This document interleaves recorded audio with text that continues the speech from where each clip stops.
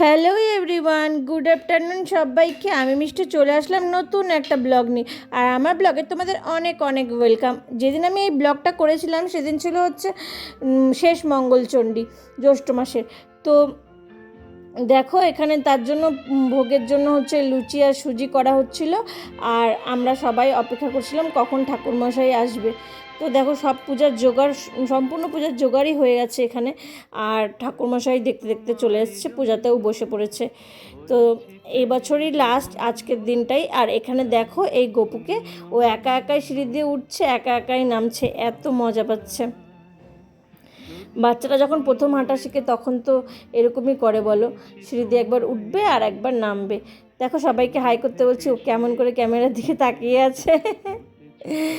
তো মা যাতে সবাইকে, মা মঙ্গলচণ্ডী সবাইকে ভালো রাখুক, সুস্থ রাখুক।